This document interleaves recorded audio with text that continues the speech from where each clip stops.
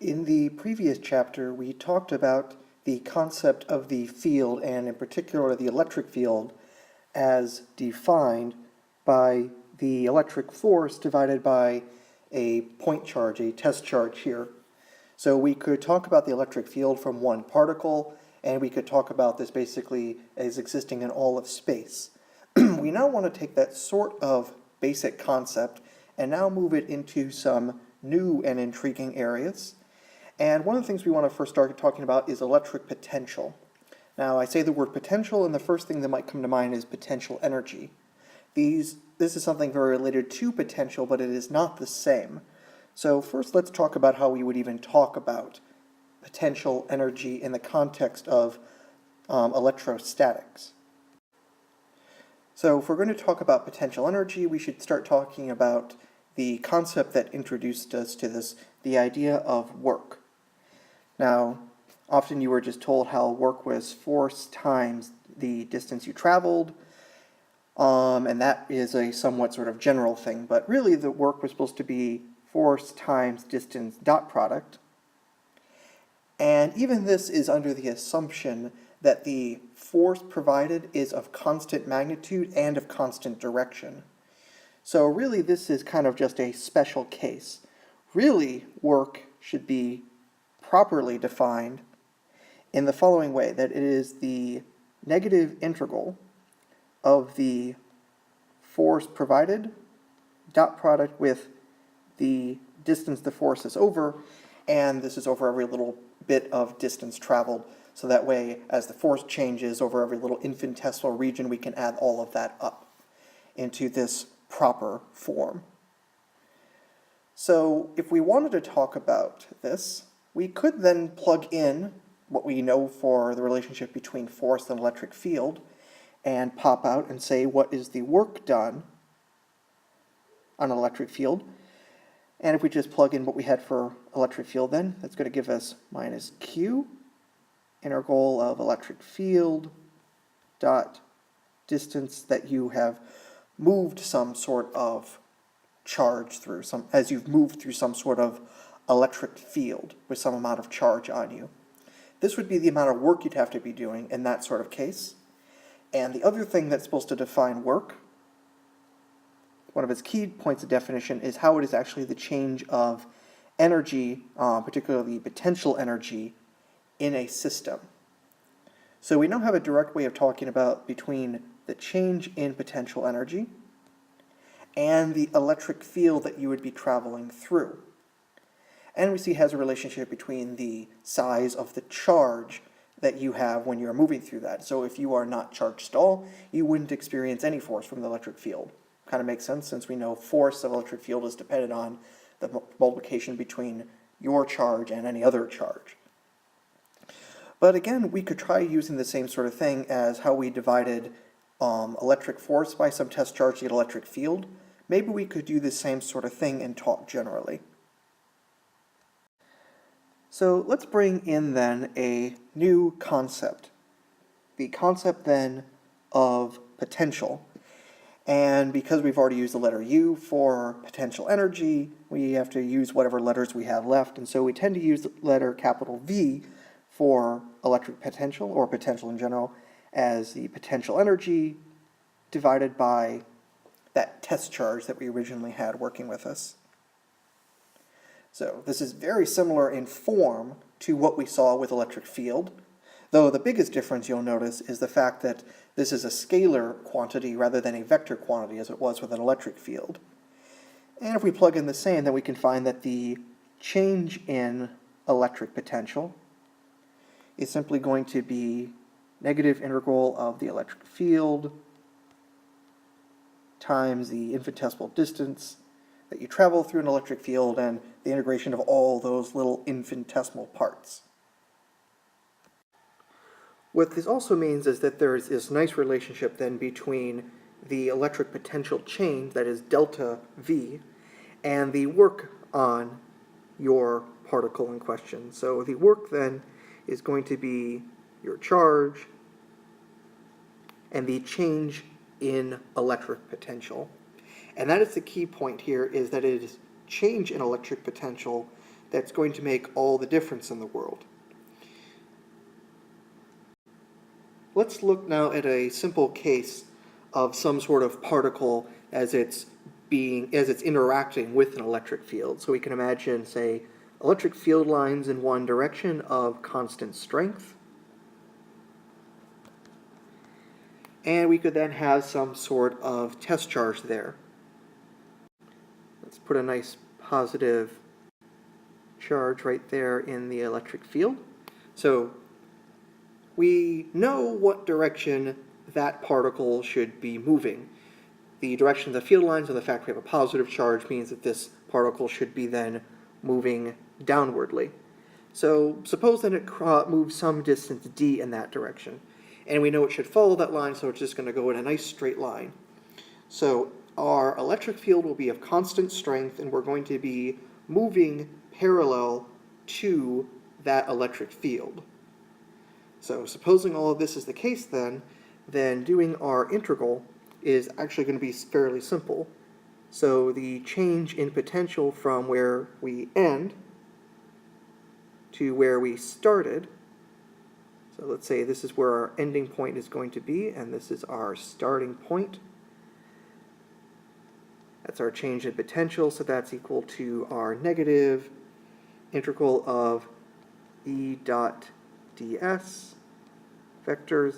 Now, since the displacement, that is S, is parallel to the electric field, we know that dot product is just going to give us the magnitude of E and length S. This is a nice, simple integral because everything is working in our favor right now. So if we do that, we're just going to find that the electric field or the electric potential change is going to just...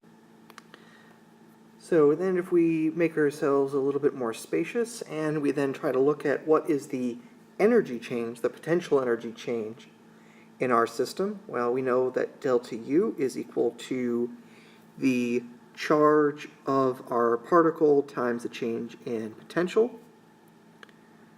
And that'll give us then negative Q electric field strength times the distance we traveled. Now notice that that sign is negative, so that's telling us then that there is going to be a decrease in potential energy. Well, since we know that energy ought to be conserved, so in that case that's a way of saying that the change in energy of the system, here capital E is for energy of the system, that is going to be 0.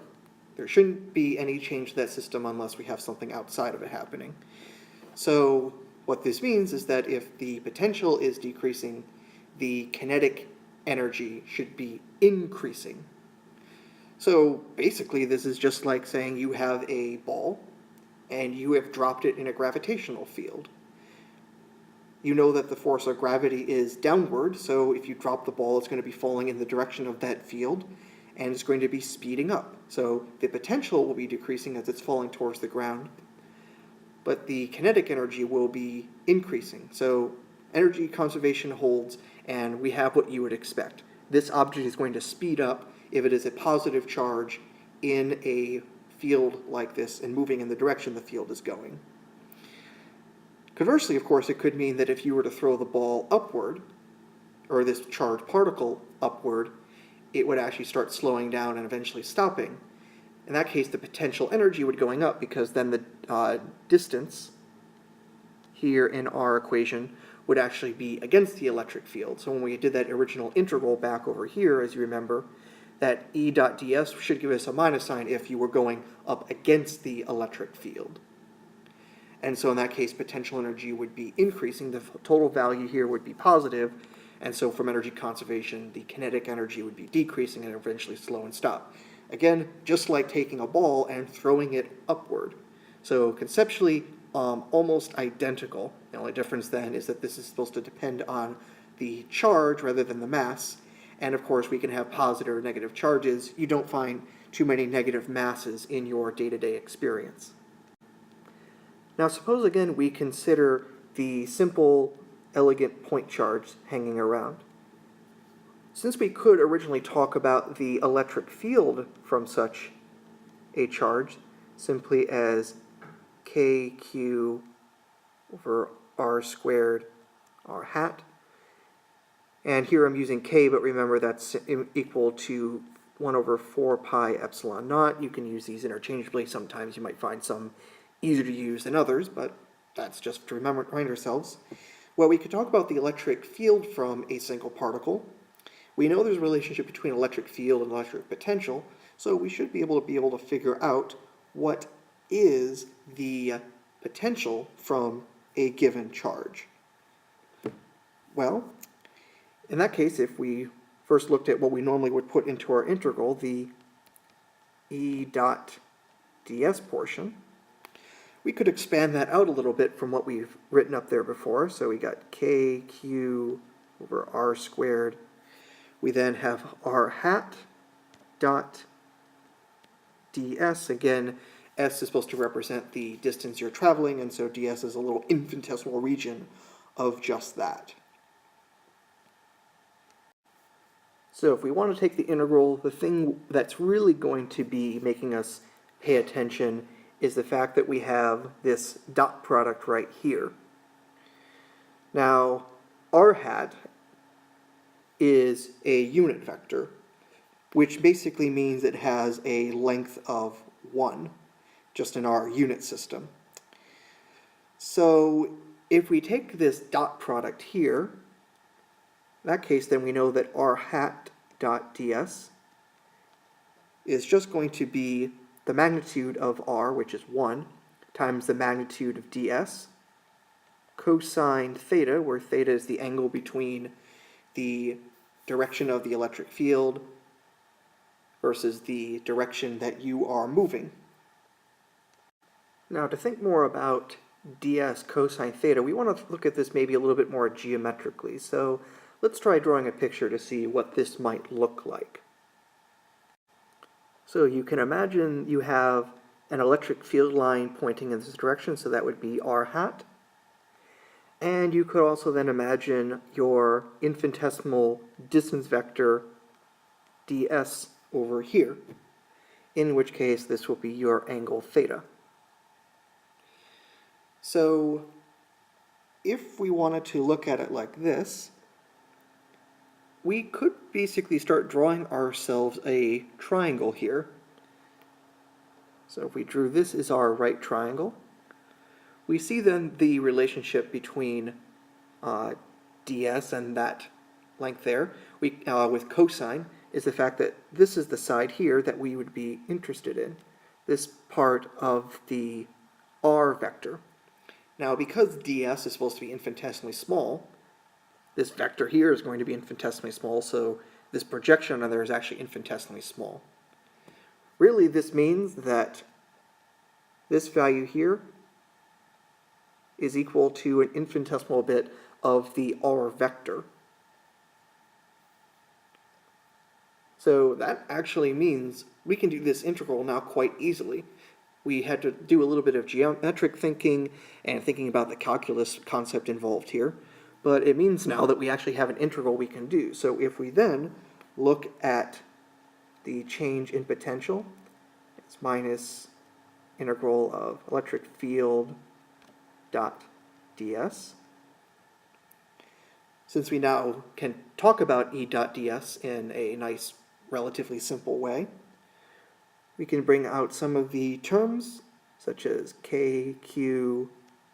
Now we have the integral of dr for r squared. And this is basically from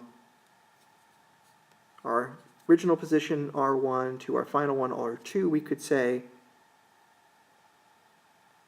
this is going to equal something that'll take just a little bit more space. So let's move stuff over here. And we find then that this is going to equal kq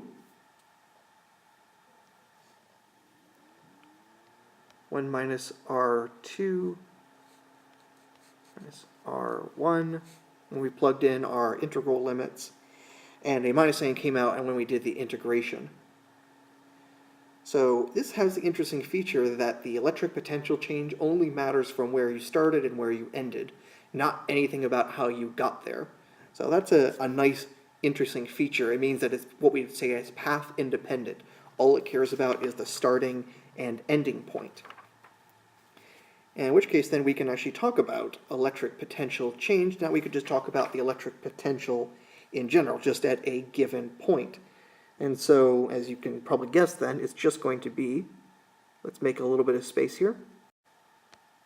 Give ourselves a bit of space. So we should see then that the potential of a single particle is just equal to kq over r. Basically, that if we did that integral up there again, but without definite limits.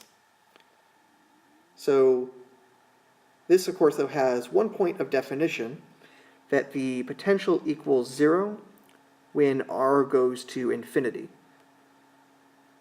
Why is that important? Well, as you notice, if I did this integral without the limits on there, then there should be some sort of integration constant. But if I have it defined that basically that the potential is 0 infinitely far away, then I will have it then such that as r goes to infinity, if the potential is 0, then that constant needs to be 0 as well. So with that point of definition, we can see that this is the potential of a single particle. Now, this also means then that we can figure out what's the potential of a whole bunch of particles. Well, then it's just adding all the little contributions together.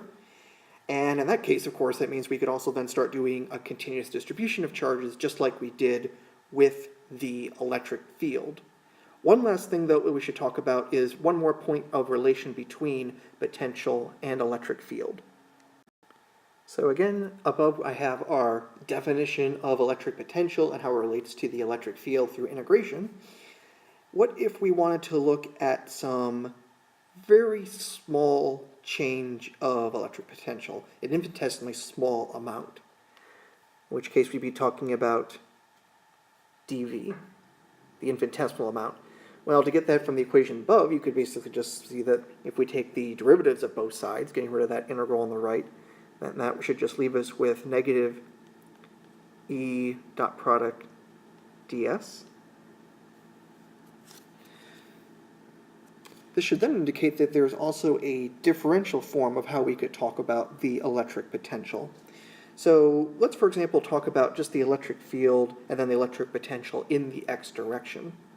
So if we looked at just Ex, in which case then the only thing that matters that would give us a non-zero dot product would be with dx.